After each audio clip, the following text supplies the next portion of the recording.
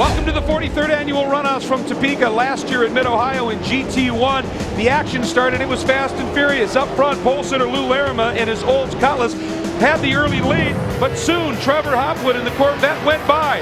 Larimer, however, was not to be denied. 3 laps later, he went underneath and took the point back and was able to open up a comfortable lead. At the checkers, Larimer won his second goal, and his crew, as well as the driver, was thrilled for the second straight year.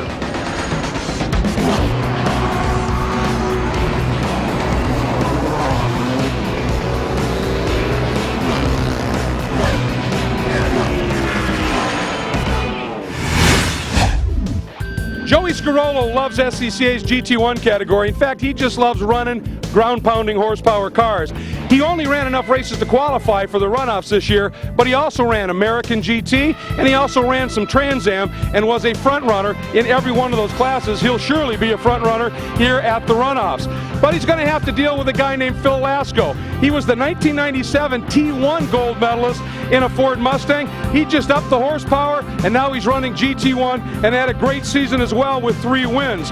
Another fabulous story is the one of Phil Sims. He won his division this year driving a Chevrolet Corvette, but the week before testing started for the Runoffs, bought this brand new Rocket Sports built Jaguar, and he has been right on pace from the get-go. Another Rocket Sports built car running in GT1, and even newer still, is this beautiful C6 Corvette driven by Mike Canny. They picked the car up in May, went right to Daytona Beach, and ran it at 200 miles an hour. They don't have a win yet. They've been developing it on the go, but the speed has been coming, and the winemaker from Florida, he's looking for gold. But he's going to have to deal with one of the fastest ladies on the planet. Amy Ruman had 3 wins this season on her way to winning the Northeastern Division in GT1, and folks, just a couple of weeks ago, she became the first female driver to start P1 for a Trans Am race. She's looking to add gold today.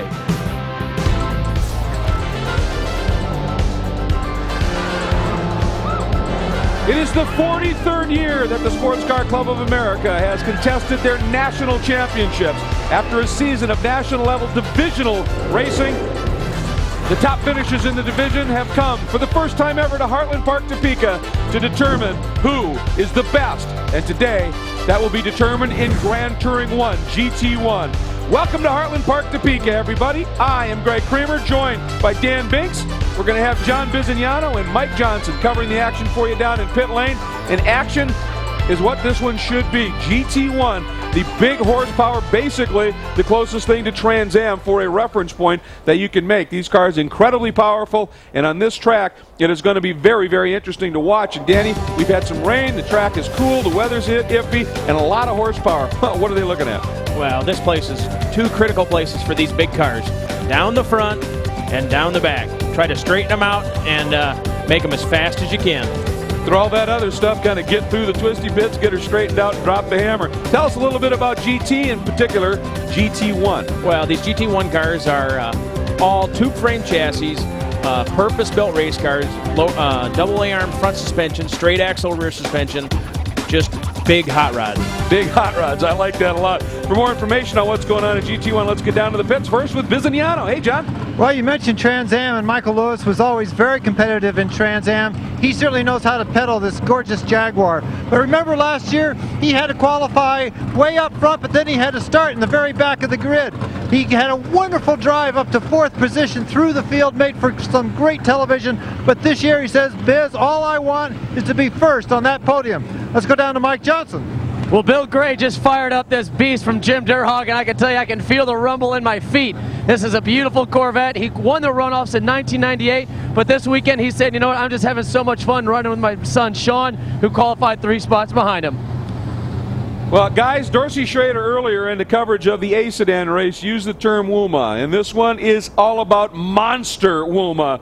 500, 600 horsepower in these machines. It is going to be spectacular. So what we're going to do is take a quick break. We'll come back, give you the starting lineup, and then we will let the thunder roar here under the cloudy skies at Heartland Park. Do not go away.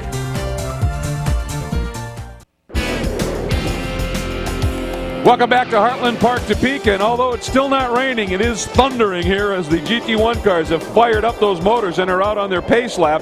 And a great field with some fabulous stories that we're going to be looking forward to, and I think it's going to be a very entertaining race. Let's bring you our starting lineup. Phil Simms, that great story, qualified all year in a vet, bought a Rocket Sports Jaguar, puts it on pole. Lewis, Scarole, Bill Gray, Amy Ruman, and that great story. Mike Canny right there, brand new Rocket Sports built C6 Corvette. Sean Gray, Phil Lasco, we talked about, a former T1 champ. There's some great stories throughout the field here. We go back to the next group here. You're going to see number 48, Raymond Irwin. He actually owns the track here and is a huge fan of Trans Am and GT1 racing, so he's out there competing, as well as some other great talents as well.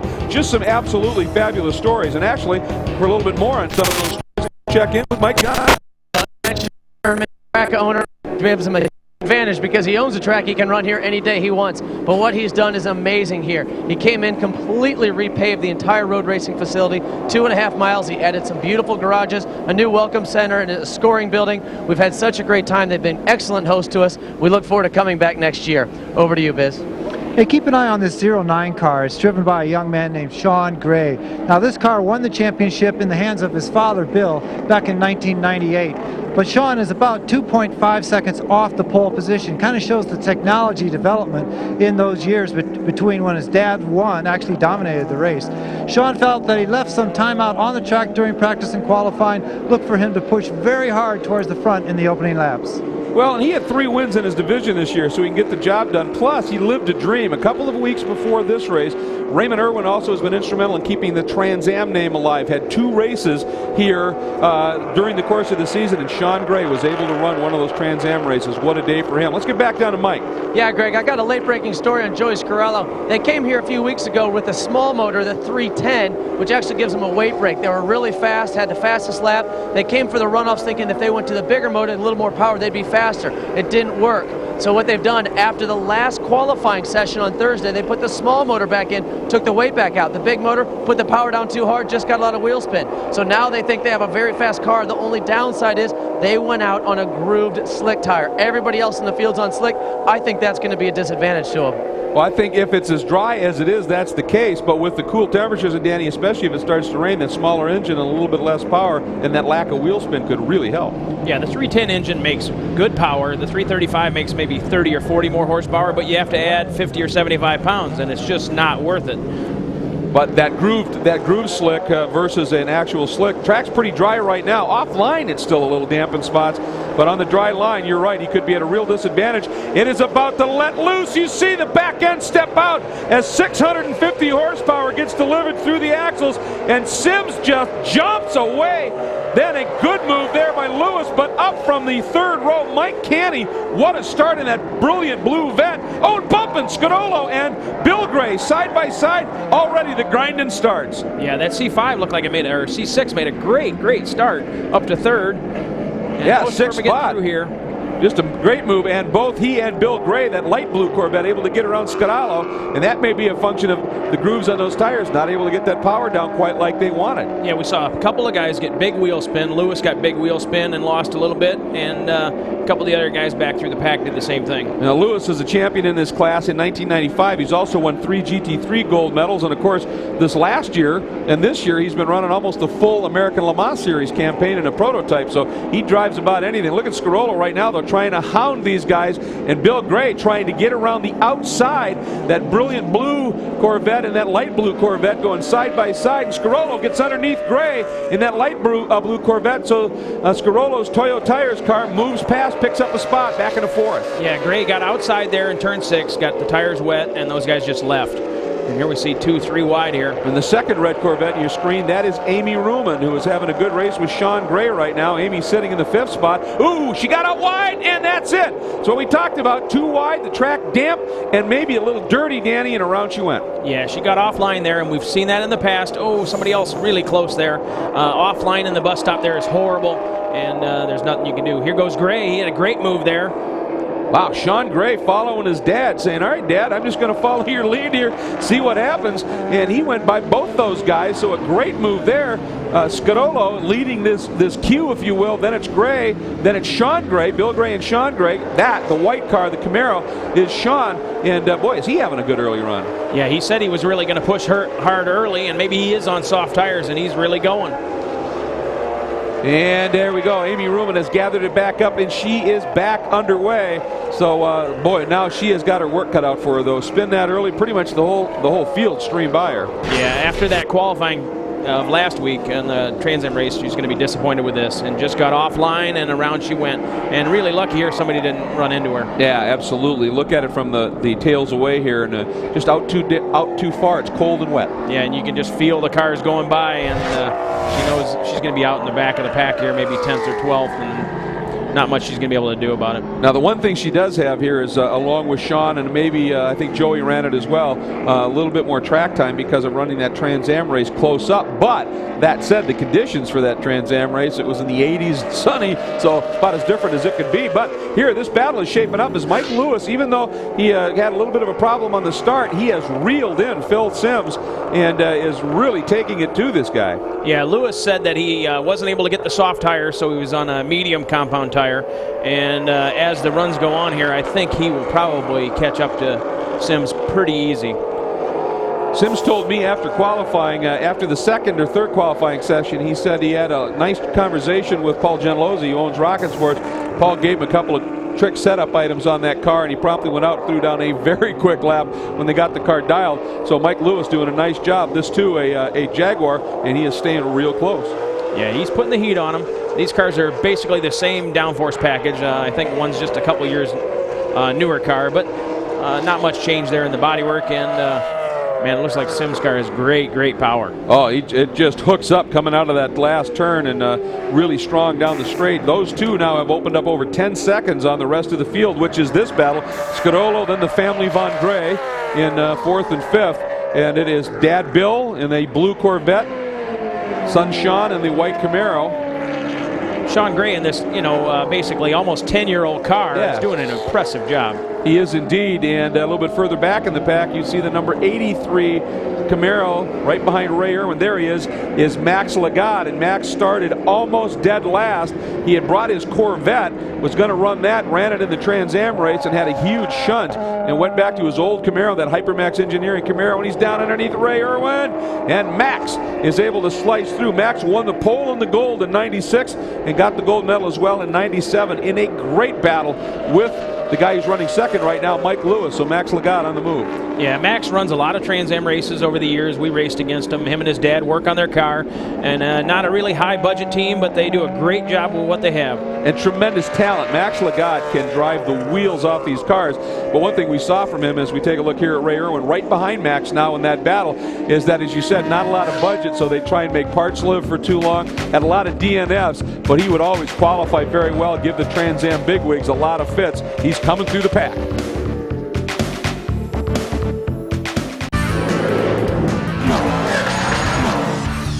When Bob Hoffman wanted to go GT1 racing, he couldn't afford one of the new cars, so he bought an old ASA oval track car.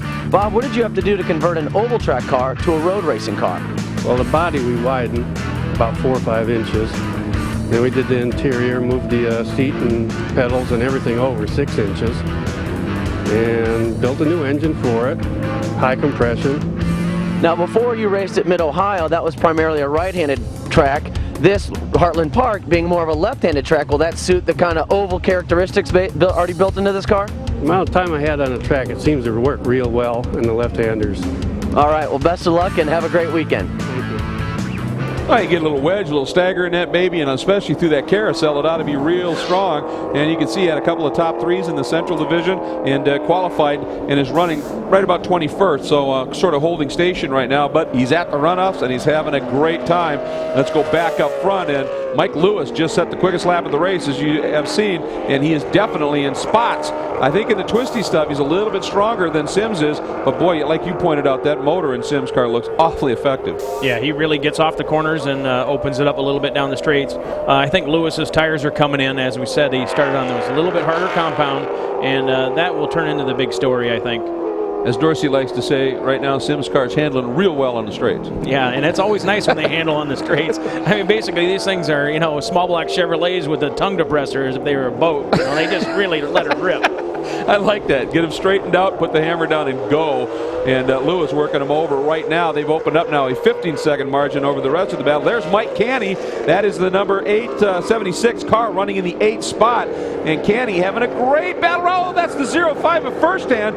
And they get together. Both of them go off track. And First Hand, again, getting all that mud and stuff on those rear tires, spun it.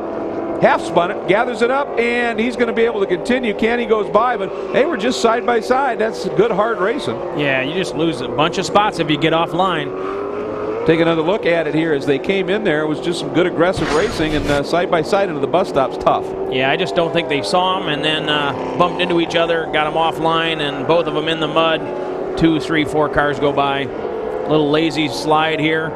Almost bumped into each other again. And they're going to lose 3, 4, 5 spots. Oh, tough deal. I was talking to Mike Canny about that car, and they picked it up in Michigan in Rocket Sports country there, hauled it straight down to where he races in Daytona. The first time he went out, he was up on the banking at Daytona at $190 or thereabouts. He said it was Rocket Sports built. We were pretty confident it was going to be an effective car, and boy, has it been. This battle at the front, once again, now it's just down to a car length. Ooh, Sims wide! There's a mistake, maybe the tire issue, and right there, Lewis pounces and comes by. Biz? Quinn Conda is the crew chief for that car that just slipped back into second place. Did he say anything to you? Yeah, he just said he got wide in turn 8 and he got by. Okay, now you went out on the softest Goodyears, and I know it's very cold, but do you think that the tire might just not be able to stay underneath him? No, he just lost the line a little bit. He'll be fine. He's got to get the dry back. We'll see if those tires hold up, because, of course, the car that just took the lead is not on the softest Goodyear, but the medium compound. Yeah, and what happened there is those 2 cars went off and sprayed mud on the track, and then he came in there not knowing that they spread mud on the track and lost that position. And Lewis, of course, had the advantage of seeing him hit that first, was able to maybe check up just a smidge more, and, you know, able to find his way through that situation. Sims paid the price right there at that stage and has dropped back. Now the question is can he stay with Lewis? Lewis was quick, there's no question, had that fast lap, but Sims' car looks really good on the straights here, and we'll see what he's going to be able to do at this stage. Here's another look at what happened. Just came through and just skated on him. Just skated out there, got in the mud, and 2 wheels off and lost the position.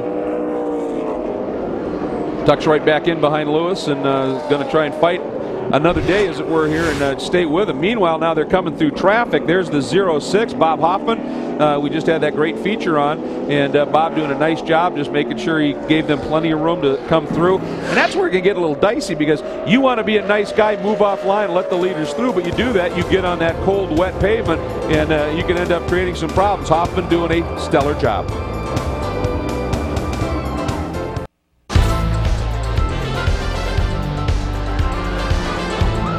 43rd running of SCCA's National Championship Runoffs for the first time ever at Heartland Park, Topeka. We are into our 3rd day of competition, and this race is GT1 for the National Championship Runoffs here at Heartland Park, Topeka, and it has been a good one. Pole sitter Phil Sims out to a nice lead, but Michael Lewis just caught him up, dogged him, hounded him, forced him into a little error, and has moved by. That is Lewis, that black and orange Jaguar, chased very closely by the silver and green Jaguar of Sims, and he may have passed him, but he's not leaving him. No, he's not. And like I said, it looks like Sims' car is a lot faster on the straightaway. Lewis is a little bit better in the technical stuff, it looks like, and they're going to have a battle the whole time. I wonder if Sims by profession is a interior carpenter and does an incredibly good job and the like, but he's not a full-time racer. And Mike Lewis, you know, he's got a race shop, that's his business. He also does a lot of pro driving, and I wonder if this isn't a kind of a good opportunity for Sims. He's just watching Mike's lines, maybe trying to pick a little something up here, and with that straight line speed he's got, he could make that pay. Yes, he could. You know, like you said, Lewis is a professional race car driver. He drives a bunch of different cars, and you know, we'll see what happens here with the Sims car. I think he's going to be okay, but the tires might be the big story. Right, we're 8 laps in, and 21 seconds, Biz, these two guys have made up on the field. Well, one guy's not making up at any time on the field is Mike Canny. This is not where you want to be. You're in the pits. You said it was wrong tire choice. Yeah, it started sprinkling before we went out. I made the call to go to rain tires, and as the track dried, the tires just got greasier and greasier. And a couple people I slid off in a couple of the corners, and I didn't want to spoil the race for everybody else. Is it a dry track now? It is dry. There you go, guys. We're not looking at any rain at the moment, but the skies are still very gray. Well, I'll tell you what, SCCA is about sportsmanship and camaraderie, and yeah, you want to go for a win, you want to finish a race, but when you hear a guy make that comment, I didn't want to spoil the race for somebody else. I mean, he spent an entire season in almost 2 weeks coming here trying to get this done, and when he made the decision to not affect other guys when his car went off, that's a class act. Yes, it is, and you can feel the pain. Oh, He yeah, made look at that decision, and he's just disappointed. And he made that point. I made the call, and obviously it just didn't pan out, but Mike Canny, a class act, and I think we're going to see a lot more of him. That car is beautiful, and it is quick, and as they continue to get it sorted, I think we're going to see a lot more of him here at Heartland Park and the runoffs in years to come. Moving back just a little bit, looks like we're following here the 48 of Ray Irwin. Right in front of him is the 44 of Phil Lasco, who we met earlier, former T1 division champion. The battle for 9th right here, and they're having a very strong run. There's Lasco, the orange car. There's Ray Irwin, owner of the track here, and just a fabulous fan of GT. He's been racing a long time, and he started right in GT1 cars. He's done some Trans Am racing, and he said, I have no interest in driving Formula, open wheel, anything else. He said, this is the kind of stuff that I find fun. What do you call it? Tongue depressors with V8s. That's right. He just likes the big horsepower hot rods, and he's been doing it for years. He's come to Trans Am races, and we've raced against him over the years. And here we are back to the leaders, and you can see Lewis got a great shot through the bus stop and was able to pull out a little bit more time on Sims here. Maybe that's, you were talking about the tires. Maybe those tires that they chose just starting to go off a bit? Yeah, it looks that way. When we race Trans Am, you could actually have 4 different tires on your car, maybe a soft in the front and the harder ones in the back. These cars have big wheel speed spin problems, and if you bake the tires, they're just done. Here's a look at, that is the 09 that we talked about, Sean Gray, but take a look who's behind him. This could be the drive of this race so far, is Glenn Young. That is a Mazda RX-7 GT1 car. It's a 3-rotor RX-7, and he has come from 10th right now up into 7th and is really taking a run at Sean Gray. It's a pretty impressive drive. Yeah, that's a really lightweight car. It's down on power compared to these big V8s, but it's lightweight, really good on the brakes, and through some of these twisty bits, it's pretty fast. And the car that just went out of frame is a big story. Max Lagott is now 6th. He is turning laps as fast as the leaders. Number 83 Lagott on the move.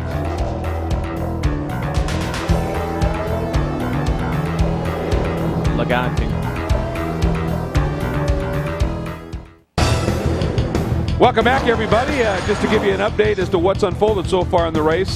They had a couple of pace laps on this track. It's cold to get these tires heated up and go racing, and when they did, boy, did they. It got interesting right there. Number 23, Amy Ruman, getting a little bit too wide on the cold, damp part of the chicane and spun it. She was able to gather it up and is putting in a fight back up through the pack. She's now up to 13th. Then the 05 right there, first hand, and the 76 of Canny got together. Both of these guys suffering a little bit. First hand having that half spin. Canny's tires going off, started on full wets, and they were getting rooted. And then the pole sitter, Sims, ran a little wide in the chicane, and Michael Lewis pounced, took his Jaguar past the similar manufacturer car of Sims, and he is your current leader. But the guy who is on the move is 83 Max Lagott in that Hypermax Engineering Camaro. He is up to 5th. He is turning laps as fast or faster than the leaders right now. Mike, he is on the move. The problem is, how much ground can he make up? Well, the story on him is he came here for that Trans Am race you were talking about earlier, blew up 2 motors, got very little track time, said, you know what, I'm not going to do the runoffs because he was going to go to Bonneville to do a race out there. Bonneville was rained out. He missed all the qualifying, said, you know what, I'm going back to the runoffs, jumped on a plane, came back here, started dead last, no practice, just did the warm-up. But as we knew, he would have a fast car, and now he's definitely hunting down Joey Scarole with those, knock those scrub tires. Yeah, Max Lagott is just a tremendously talented driver. He's one of those stories that you keep wishing that somebody had just said, we need to give this guy a break about 5 years ago, because he would have done something with it. But look at this. Suddenly Phil Sims has come alive, and Lewis's car looking like it's struggling just a little bit. Biz? Well, let me tell you guys, he's radioed in. He was going to come into the pits, but he went by the pit entrance. He thought he had a flat right tire. Now he thinks that the steering might have a problem. So take a close look at that, Bink. See what you can see. Yeah, what they're talking about is the power steering, and if it has a leak or something, it'll get really hard to steer. A short race here, only 7 laps to go. He can manhandle it for there, but he won't probably be able to do anything with Lewis just because he's not going to be able to control the car as good as he could have if it had power steering. Well, there's a couple of sections of this track that are incredibly tight. This sequence here, we kind of call it the autocross section, and I mean, you're just yanking on that wheel without power steering. It's a weight room workout, isn't it? Yes, it is. They're 2,700 pound cars, and with power steering you turn it with one hand, and now it's gone. He's going to be getting a workout. And he's heading into another very tight section, turns 1 and 2, and then up through 4, 5, and 6, all incredibly tight corners, and just trying to keep the thing. But he's doing a nice job. He may have figured out how to drive through it, and that's what a truly talented driver can do. Yeah, you just need to push on, and nobody wants to give up, so you just push as hard as you can, and whatever happens, happens. If you lose the brakes, you just ease up on them, and if you lose the steering, you just got to do the best you can. And one of the things that I think sometimes we don't really talk enough about, when you lose the power steering in these cars, where it can affect, obviously it's a workout, but if the back end steps out suddenly, it's much harder to make that save, so you can end up having more problems. For Max Lagott, no problems at all. He's just picked up 4th spot. Pushed Joey Scarole back into 5th. Scarole's tires just not up to the task today, and Max Lagott is flying right now. But the next guy that he's got to come after is Bill Gray. Now, Bill is well up the road. That car that Max is closing on is down a lap right now. Max is looking for that bright blue Corvette that we saw earlier is Bill Gray. He'd be the next guy. The problem is, from Gray up to Sims and Lewis, that's the better part of 30 seconds. I don't know that Max has got that in him, but he might be able to catch Gray. Yeah, he looks like he's really hustling that thing around. He's trying to catch Gray for a podium position, and that's his only hope right now. He's got about 6 seconds to catch him. So far, Mike Lewis has solved his problems and is hanging on out front.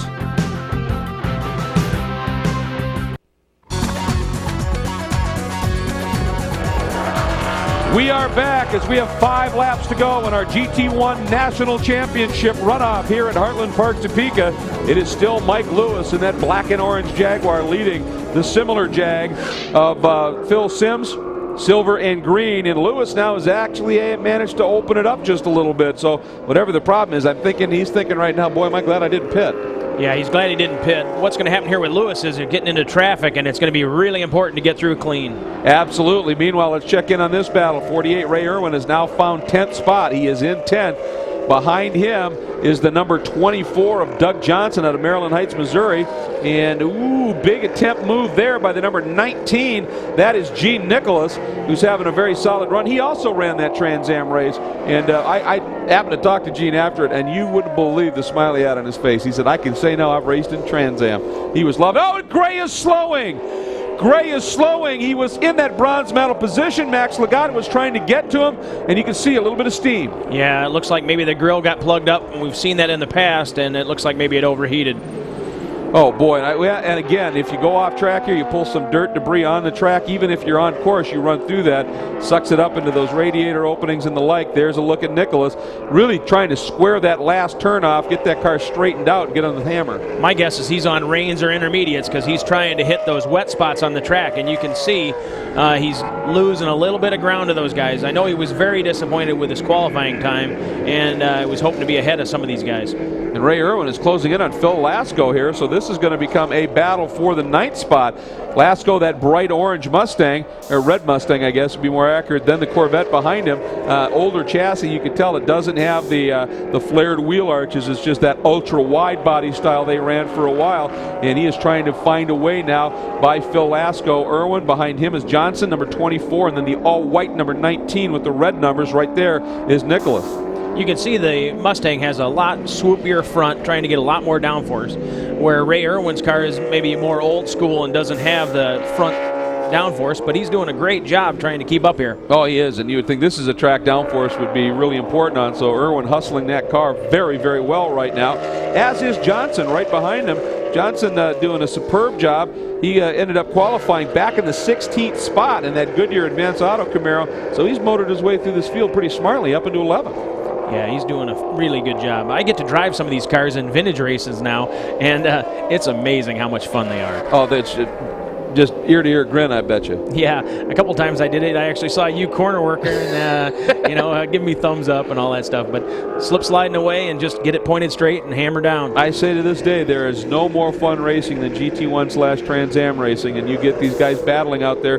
It is spectacular indeed. There is Ray Irwin, and he's got to be grinning ear to ear. First year of the runoffs, he owns the track, he's hosting it, and he's in this race, and he's competitive in the race in the top 10. That's got to be a wonderful day for Ray. I'm sure a top 10 finish for him is like winning the runoffs. Oh, yeah. I saw him before the race. I talked to him about the racetrack, and he's just so excited they're here racing. And look who's going to be joining this battle here. Number 23, Amy Ruman, right there in that red Corvette. Ooh, big lockup by Johnson. But Amy Ruman is coming right now. She is closing in on this group, and she sits right now officially in the 12th spot. But that car looks to be going awfully quick. It's running laps in the low 46 range. Amy Ruman is on the move.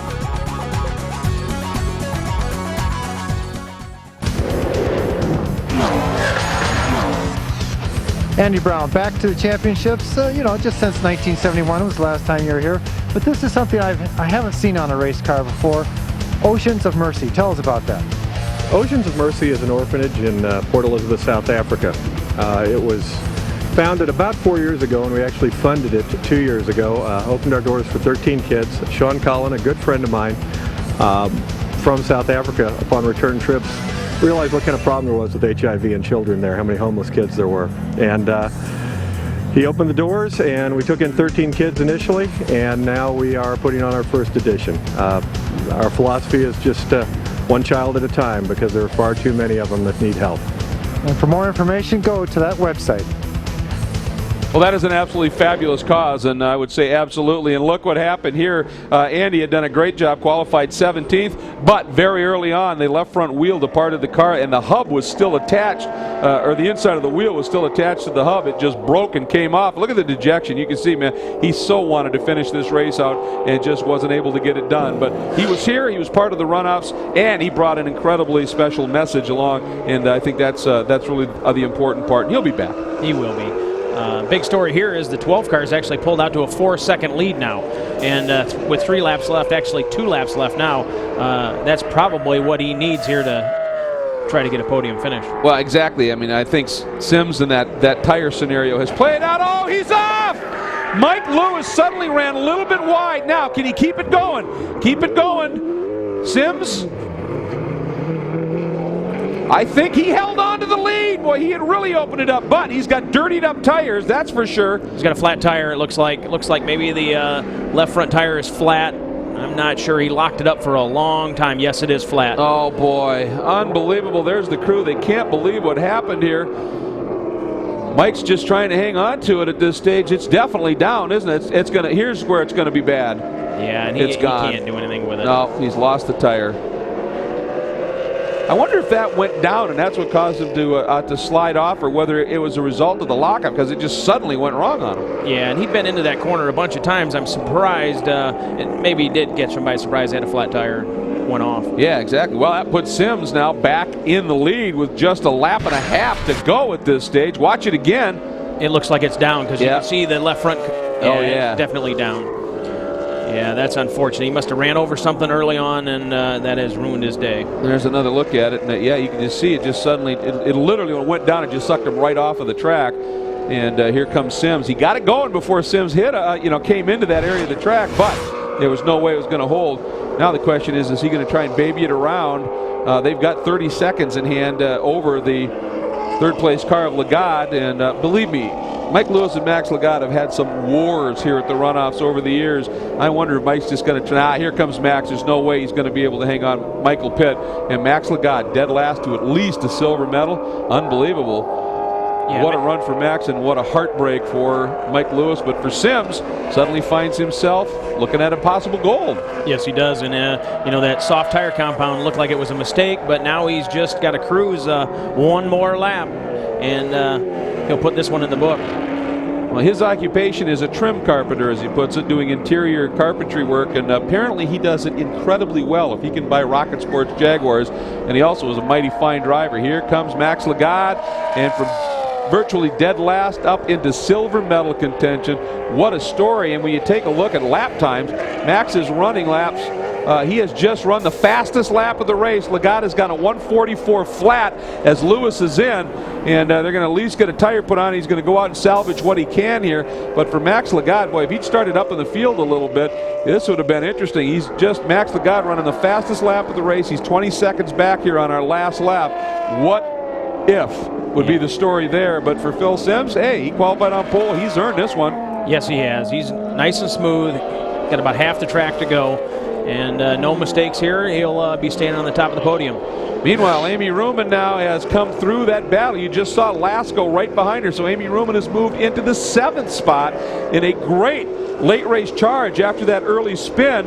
I don't know if she's going to be able to find the top 5, but she is throwing everything she can at the Senwell McNichols Company's Corvette, trying to march her way up through the field as much as possible here. A great comeback drive, a never say die effort by Amy. And another great story is Glenn Young once again in that GT1 Mazda RX-7 is going to maybe end up with the bronze in front of Joey Scarole. What a story for Young on top of it. Yeah, and that underpowered car, this is a great feat for him. You know it. Meanwhile, here he comes, Phil Simms down the front straight. What a story. Qualified in a vet, bopped the Jaguar, put it on pole, and ends up with a gold medal. A great story for Phil Simms, just out of Orlando, Florida. They don't come any more interesting and involved than this story did. Here is Max Lagott, dead last to the silver medal from Mad Max. Just an incredible effort as well. And Young is going to end up, it appears, with a bronze in that underpowered Mazda. Look at that. There's the celebration. And this is a very, very powerful moment for these guys. Biz? Quinn, we got to ask you, a lot of hard work went into this victory, but certainly some luck too. Oh yeah, we got the car just 1 week ago, so it was pretty awesome. We didn't turn a knob on the shock or nothing, so we had a lot of luck today. Lewis going off. It was a great day. Tires stayed under you? All the time. What were his lap times towards the end there? 1 or 2 seconds off what they were supposed to be, so he was right on pace. Congratulations. Thank you. I was chatting with Phil and his wife a little bit earlier, and she is just so involved in this effort too on every level. Look at the emotion here. She just can't believe it. And she said, we're just hoping, we're having fun, but boy, I know he'd love to win it. She said it would mean so much to us. And you can see the emotion, how much it means for these guys to be able to chase all season long a shot at the runoffs and then to bring home the gold. Man, that's special. Well, and changing cars here, that's a big story. You never know if you're making the right decision. You go to a new car and, you know, you could be making a mistake. And let's check in with Mike on this great drive by Max Lagott. Well, I'm with his father, Jerry Lagott. If you guys only would have done one qualifying session, you could have won today, but still, probably the drive of the weekend so far from your son. Yeah, it was a good show. You're right. If we'd have got a little more practice out there, we'd have probably done a lot better. And this is our old car, old engine. And Max drove the wheels off the thing. That's all I can say. That's enough. You said everything you need to. Great job from him and his son. Oh, you hear the emotion in Dad's voice right there. And this is the old car. I mean, they've been running this one for a while. They bought the new Corvette, and we're running that. Had the problem with it in the Trans Am race. Brought this one out of the mothballs. They happen to have it with. And when you say, go, let's check it with Max's crew, that is his crew, Dad. And they do a great job. We'll visit with our medalists in just a second.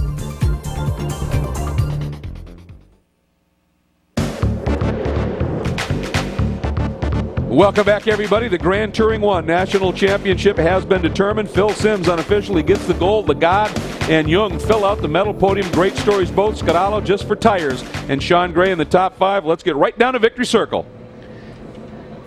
Phil, you got so much safety equipment on there you can hardly get out, but congratulations on a wonderful, wonderful victory. I got to ask you, when the back end stepped out on you there for the first time and you lost the lead, what were you thinking? I was thinking I was going to have to run him down, get him back, okay? But he was pulling away from you there a little bit towards the end. Could you have made it back up to the top? I could have probably caught him, but I don't know if I got around him. I was better than him under braking, so I was catching him in every brake zone. It just turn 8, had the mud in it, and the minute you go in the corner, this car went straight. That's why he got around me over. I almost went plumb off the pavement when I lost the steering on the front one in the mud. But when you got that lead back, man, it was a clear track, no one behind you. You knew it was yours if you could stay on the track. Yep, that's what my crew chief told me on the radio. He says, nobody behind you, don't worry about it, keep it on the track, it's yours. I love it. Beautiful new car for you? Awesome new car. I really owe Rocket Sports and Paul Gianlosi and my crew chief Quinn Conda a lot of things, because it's easy when you got a car this good. Hey, listen, man, congratulations on a great championship. Thank you very much. It's been fun. Boy, it certainly has. He's had a busy week. He did run that Trans Am race as well and ended up third there in this car. So it was quick from the get-go, and obviously he figured out how to drive this car in this track. And there's that checkered flag that he's going to be taking out for that very special victory lap. Max Lagott second. Oh my, what a drive by Max! See where he started, 23rd. Doesn't get a whole lot better than that, but one spot. And Glenn Young in that Mazda. It's an underpowered three-rotor Mazda, and man, he made it sing. Yeah, he did. He really pushed hard and did a good job. Michael Lewis ends up there in 17th. Once again, an opportunity for him. Bill Gray, too, was very, very quick and certainly in medal contention. That's part of the runoffs. That's why they call it racing. Nothing is guaranteed. You got to get to the end, and it certainly keeps it interesting. But the drive of the day, without doubt, and maybe, Mike, the drive of the entire event, Max Lagott.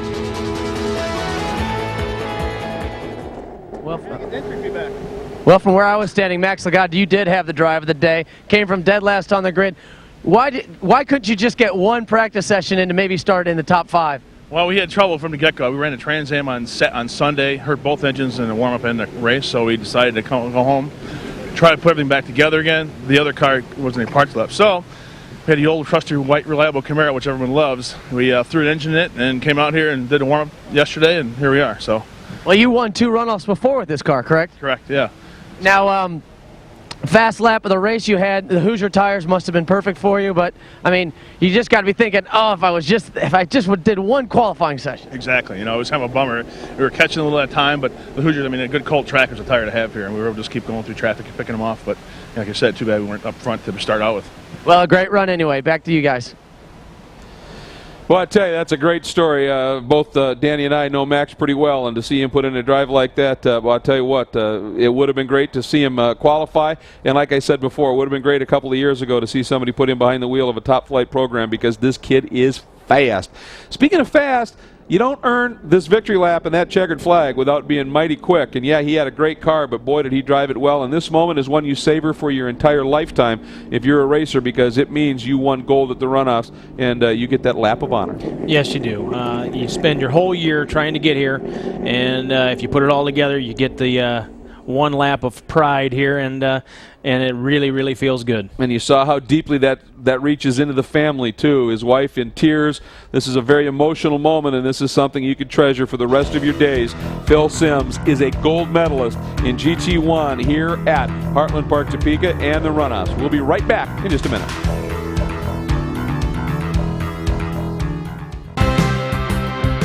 Welcome back, everybody. There is Phil Simms completing that very special lap of honor under a cloudy sky here at Heartland Park, Topeka, but the rain is held up and a wind is keeping the track dry. Let's get down to biz. I gotta tell you, Glenn, you have a beautiful car. You know that it stops, you know that it turns, but you must feel underpowered out there a little bit in this Mazda RX-7. Yeah, I'm definitely an underdog when it comes to the power situation, but sometimes the conditions work out well. Today it was a little bit damp, so I qualified 10th, wound up finishing 3rd. I'm real happy with that, and car worked good. Goodyear tires were great. Once they came in, they worked awesome.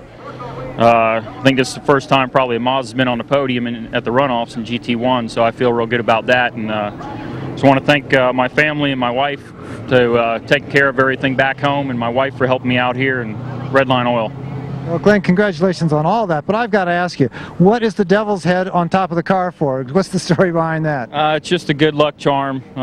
That brings you good luck. I guess it did this time, so I'm going to leave it on there. I had it on there last year, and you know, things didn't go quite as well, but it went good this year, so I'm going to leave it on, I think. Well, not quite aerodynamically correct, guys. Now, it's his version of a wizard here in Kansas, I guess, huh? Yeah, maybe he's trying to scare those big powered cars away. That's it. Clear a path, obviously. Unbelievable. Now, again, our top 5, Phil Simms, Max Lagott, Glenn Young, Joey Scarole, and Sean Gray. A great finish there. But for Joey Scarole, but for a tire choice, he too may have been in a medal hunt. Let's check in with Mike Johnson. Well, I'm down here with Joey Scarole. The first thing he did was get out of the car and come right back here and look at these tires. Joey, just wrong tire choice today? It was, you know, I mean, you come here for 2 weeks and you test and you test. And this morning the rain came in, and so it was a big gamble, you know. I mean, it's raining, but now it's stopping, and you got a dry line, you have a wet line, and you know, we went out with some groove tires. We figured it was a little too dry for rains, and we tried some groove tires, and we just roasted them. It was terrible. The car was absolutely horrible. I mean, I think I felt like I was the only one out there on reins, you know. And Do you think you made the right decision with the engine, though? it was definitely the right decision with the engine. You know, I mean, the guys, we put the 335 in, but you have to run a little bit heavier with that. We couldn't put the power down with the extra horsepower. And the times that we ran earlier on in the month were much faster. I was surprised that we qualified third, but thanks to my guys, you know, my mom and dad at home, everybody. All right, well, sorry, Joe, we got to go. You know, just disappointment down here that they worked so hard, and I told him that the fast lap was a 44. He said I was doing 37s all week, so oh just a lot yeah, of he was very quick, Mike. There's no question in the early going. You'd never guess. You listen to that Hapagua, New York accent that he's originally from Australia, huh? Unbelievable. He's been in the U.S. and near Long Island for a while. Well, it's been a very entertaining GT1 National Championship run. There's Tom Slow going a little too quick down into the runoff.